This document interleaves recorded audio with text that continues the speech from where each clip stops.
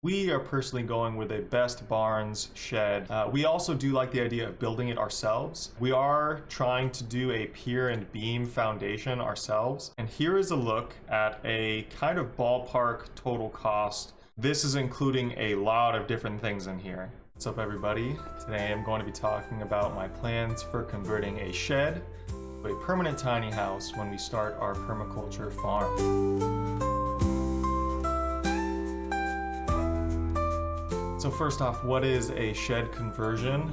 It's exactly like it sounds. It's converting a shed to a house, which is primarily because it's the most affordable option in existence for us. So which shed should we choose and why? We are personally going with a Best Barns shed from Shed Nation. Shed Nation has amazing reviews, 4.9 stars with hundreds of reviews. They have free shipping and a detailed build guide that is shipped with your build. They ship out the materials for you and you have to put the shed together yourself.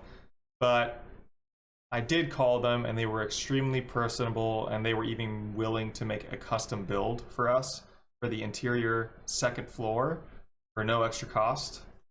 We also do like the idea of building it ourselves, because one, you will know the home inside and out, all the parts in it, because you put it together yourself.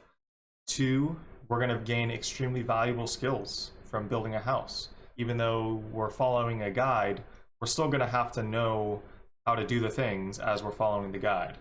Three, we know that we're gonna be putting a lot of effort and care into making sure that everything is in the right place, everything is secure, sealed, and ultimately, we trust ourselves to be doing the job correctly rather than maybe a team who's going to be doing it a bit rushed.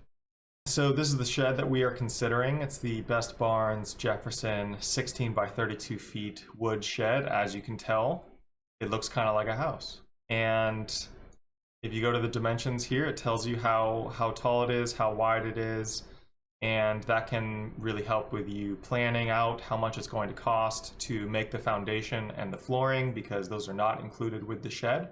And neither is the roofing, which is why we plan on getting corrugated metal sheets to go as roofing.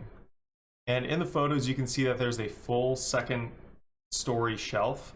But what we plan on doing is asking them to just make it half of the entire shed length, so that it's more like a loft and not really a full second story. The reason we want that is because we want it to be more open, feeling more open in at least half of the shed. So there's a high ceiling.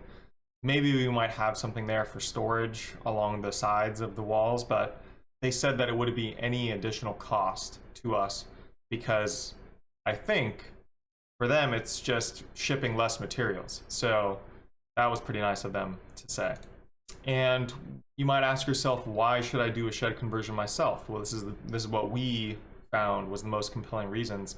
The alternatives are much more expensive, right? If you were to try to build your own house from sourcing your own materials, it's going to be a lot more expensive and time consuming. You might be able to source the same sorts of materials online as you would from buying the shed and shipping it to you, but tiny homes that are already built, like prefabricated tiny homes that you can have shipped to you, are way more expensive. And I also don't like the quality of those builds myself. I don't like the insulation they use. I don't like, all the different chemicals that go into that build. I'd much rather have it be a much more sustainable, eco-friendly, less toxic build than what is typically involved in most home builders projects. That's another big motivation. Also, if you're building something that's a little bit more elaborate or from the ground up, that will cost a ton of labor. So we didn't want to have to hire a ton of people, pay for all that labor. We'd rather learn and do it ourselves to save money, but also gain valuable skills that we can potentially share with other people. And since we plan on doing just solar for electricity and trying to do a Greywater to garden system rather than a septic system, and having a composting toilet, that can also save us tons of money on plumbing and not having to hire a plumber for those extremely expensive projects. And same thing goes with the electrician. If we're doing just solar and relying on solar, we can wire those things ourselves for the most part without having to hire someone to do solar, and the cost savings are pretty huge. For an electrician, for our type of build, it would be between 2 and 5K. For a plumber, it can be between 3 and 6K. So that's a lot saved from just trying to do the labor ourselves. We did think about yurts for a little bit, but one, they're extremely hard to get permitted in many areas. They're an eyesore, so you might get complaints from certain people. And to be honest, my wife was a little bit worried about the rodents and the insects getting in, which is fair. And we are trying to do a pier and beam foundation ourselves. I like this for a few reasons. One, it's extremely affordable compared to concrete slab. You can do it yourself without much expertise. You just have to buy all the ingredients yourself, get a concrete mixer, get an auger. You might have to rent an auger for a day, but that's not too expensive in the grand scheme of things. But for a really small shed, like we're gonna have 16 by 32 feet, we don't need that many beams in the ground. But we do need to drill below the frost line, which is usually about 3 to 4 feet, in order for it to be secure from movement. That movement is called frost heave. So you need a pretty good auger in order to drill down below that frost line. So we're probably gonna have to rent that. So on top of that, since we're gonna be probably along the East Coast, we also will probably be buying these augers, these heavy-duty hurricane ground augers, which I at least plan on having them go over one side of the house, across the other side of the house, sideways, and drilled into the ground, so that it's just a little bit more protection against uplift from hurricane winds or anything like that that might make our foundation unstable. And regarding the flooring and the walls, we plan on using mainly plywood, and we might stain that wood. We might get carpet over that, we're not sure. But we primarily want to source all of the plywood from places like OfferUp, Craigslist, Facebook Marketplace, places where it's not going to be super expensive. We also have this idea of having our shed and then a shared kitchen greenhouse connected to another couple's shed who we're very close to. And we thought that that would be a good idea to kind of build like a common space area for all of us to naturally, organically come and meet and cook meals together and, you know, have a community together. And I got this inspiration from this channel, Tiny House Giant Journey on YouTube. I've linked to their channel and their video in the description, so you can check that out if you want. But they have this insane kitchen greenhouse connected to their shed, kind of similar like we plan on doing.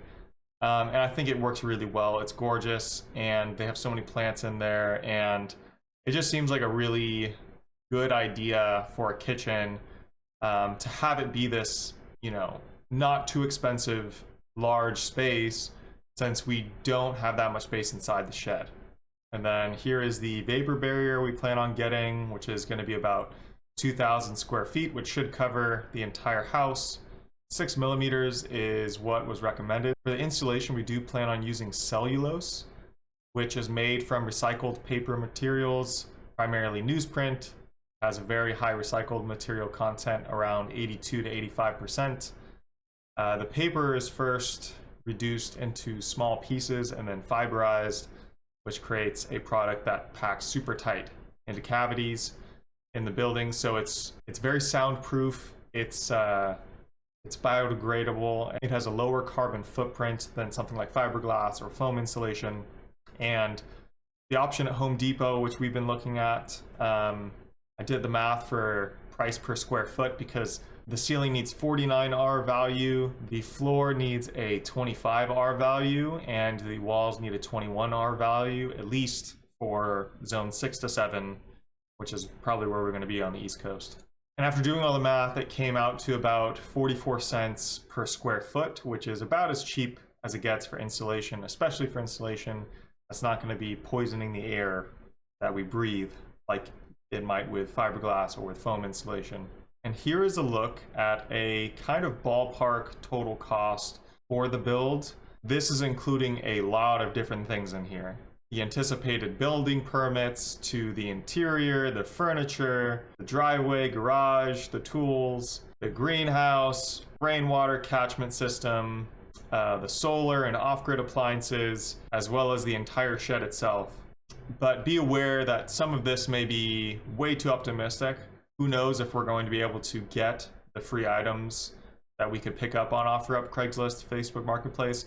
Who knows if we're actually going to be able to get those things, because we've never built a house before. There are undoubtedly many oversights on my part. This is just to give a ballpark so that we know kind of generally what it might cost at the start. I'm definitely anticipating it being a little bit more expensive than this, but it's just to show that it is doable with a decent amount of savings to build something like this from beginning to end. And that's it for our plans for our shed to home conversion. I plan on giving many updates over the next year as we have more developments in our planning and as we start building sometime, hopefully in 2025. If you like this, or if you like videos about permaculture, gardening, communal life, volunteering for farms on Workaway, if you want to see a detailed breakdown of every single thing or specific things within this cost breakdown that I've made, feel free to leave a comment. Let me know what you want to see. I can break down everything. I can break down specific things. Obviously, I'm not a professional, so give me some grace. This is just an average Joe trying to figure out how much it's going to cost to build a tiny house. Feel free to subscribe to the channel, give this video a like, and let me know about what you want to see next. Thanks. See you next time.